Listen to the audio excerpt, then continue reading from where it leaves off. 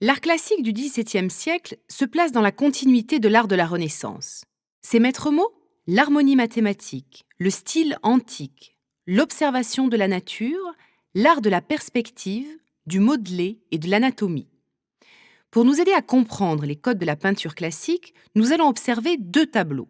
L'Enlèvement des Sabines de Nicolas Poussin et le portrait royal que vous avez tous vu dans vos manuels d'histoire, Louis XIV par Hyacinthe Rigaud.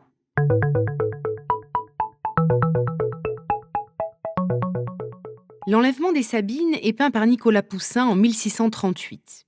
Contemporain de Louis XIII, il devient la référence incontestée pour les artistes de Louis XIV. Ce tableau est devenu par son style un exemple brillant du classicisme français du grand siècle. Observons donc dans cette œuvre quelques-unes des règles de la peinture classique. La peinture classique s'inspire le plus souvent de l'histoire antique, de scènes ou de personnages bibliques, de figures héroïques. Ici, Poussin emprunte son sujet à l'histoire de Rome. Il s'agit d'un épisode tiré de la vie de Romulus par Plutarque. Le fondateur de Rome a besoin de femmes pour assurer la descendance de son peuple. Il ordonne l'enlèvement des Sabines. La composition du tableau est claire et ordonnée. L'espace est structuré par une architecture tracée selon les lois de la perspective linéaire. Observez les lignes de fuite qui convergent vers un point unique situé au bas de la première colonne du temple. On remarque aussi que les personnages s'intègrent dans une composition triangulaire, la forme de l'équilibre par excellence. L'ensemble est organisé selon deux diagonales qui partent des extrémités du tableau pour se rejoindre dans la percée du paysage. Mais au sein de cette architecture mesurée, Poussin représente le chaos. On peut lire sur les visages des personnages la peur, l'effroi. Le peintre sait à merveille créer la mesure dans la démesure. À la différence de Pierre de Cortone, qui représente le même épisode dans un style baroque plein de fougue, Poussin, lui, propose une mise en scène où la violence est contenue dans un décor structurant. Les contours des personnages et des motifs sont nets. Poussin a travaillé sur de nombreuses études préparatoires.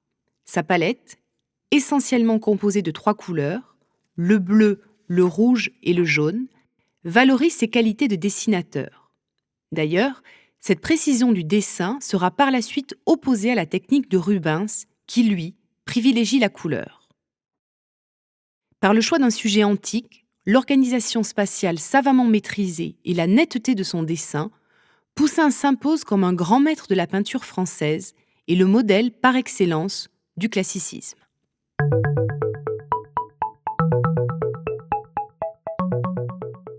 Le portrait de Louis XIV par Hyacinthe Rigaud, peint en 1701, est l'un des plus célèbres portraits royaux. Il s'inscrit dans l'art du grand siècle où majesté, autorité, puissance sont de mise. Ces caractéristiques sont ici déclinées dans le portrait en pied du souverain. Il s'agit d'une représentation officielle définie comme portrait d'apparat. Voyons comment Rigaud en redéfinit le genre. Grâce à une composition savante où chaque objet a son importance, Rigaud nous fait comprendre en un coup d'œil la puissance d'un monarque absolu. Le lourd rideau rouge-orangé vient de se lever, laissant apparaître Louis XIV dans toute sa majesté. Il est debout sur une estrade, nous dominant du regard comme il dominait ses sujets. Il porte le manteau du sacre recouvert de fleurs de lys et doublé d'hermine. Derrière lui, une colonne de marbre, symbole de force, est décorée d'un bas-relief montrant la déesse de la justice, Thémis. Toujours avec science et précision, le peintre met en scène les symboles de la monarchie française et les instruments du sacre, l'épée, le sceptre, la couronne, la main de justice. Rigaud représente avant tout la fonction royale, mais il a su restituer toute l'humanité de Louis XIV. Il est représenté sans complaisance, le visage empâté, ridé, mais le regard vif. Le roi est dans une posture de danse baroque. C'est du reste l'un des rares portraits royaux où le manteau de sacre ne recouvre pas tout le corps, mais est au contraire retroussé pour laisser apparaître les jambes idéalisées du roi.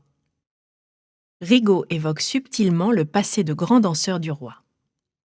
La force de la composition du tableau de Rigaud en fait un modèle pour les générations à venir, même après l'abolition de la monarchie absolue. On en perçoit encore la trace dans certains portraits de présidents de la Troisième République.